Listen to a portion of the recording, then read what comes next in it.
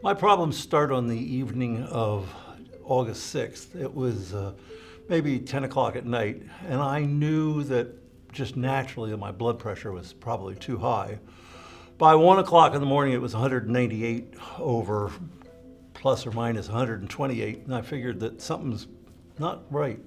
So I took some additional blood pressure medicine, agreed that I'd call the doctor in the morning because I had no interest in emergency rooms, let alone the whole COVID situation. The next morning I called Dr. Richard Levine, my PCP, and he advised me that I should go to an emergency room. And I said, not so inclined. So going through the details with him, he sent me to Dr. Hamady based on a conversation of, if I can get you a cardiologist appointment right now, will you go? And I said, yes, I will go. He was having some chest discomfort, and Dr. Levine saw the EKG and was concerned and asked me if I could see him right away.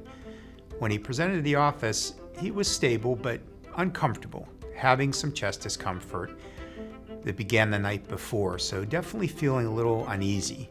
He was really more concerned than I was. Dr. Hamady realized that something was going on. He did an EKG. He then had given me a baby aspirin, which is apparently traditional first step on these types of situations, and then gave me some nitroglycerin and wanted to call an ambulance. And I said, well, I just drove here. I'll just drive myself to the hospital. And that was deemed to be inappropriate. As with all patients, everybody tries to minimize their symptoms, but it was clear that something was going on. We did the EKG as well in the office, and it was clear that he was evolving an acute heart attack. And in comparison to Dr. Levine's EKG, things were progressing. He had a look of concern that really woke me up to, you're in trouble. We felt it was best to call the ambulance and get him to Virtua in Camden right away to see what was going on through heart catheterization directly. And then everything was a bit of a blur or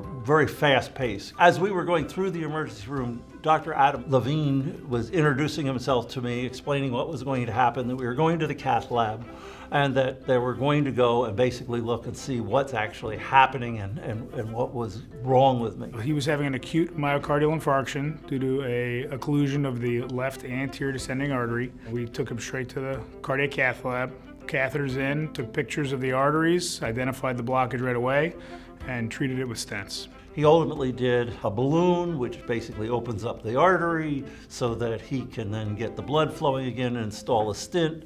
He was very good at explaining to me what was happening. I'm an engineer by trade and by birth, and as such, I'm interested in the quality of the materials. I'm interested in how they get installed, how long they last. These are all questions that probably should have waited, but I was on a roll. Where the stents come from, most people are not asking those questions while we're putting them in, but it's an interesting question. One of the things is the integration of all of the services, from my PCP to the cardiologist, Dr. Hamady, to Dr. Adam Levine, to the critical care people, to other specialists that I have.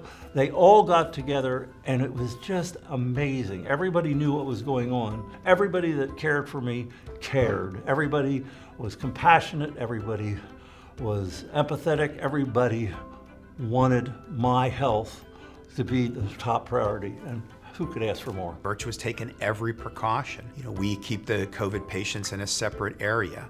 We screen everybody that comes in, whether you're an inpatient or an outpatient. Everybody gets a COVID test.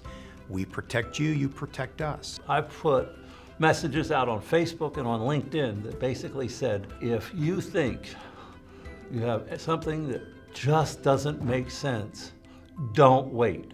I believe that Virtua has heart and will give you, and they deliver. And the deliver is the proof of the outcomes. And I'm alive to be able to say, Virtua cares.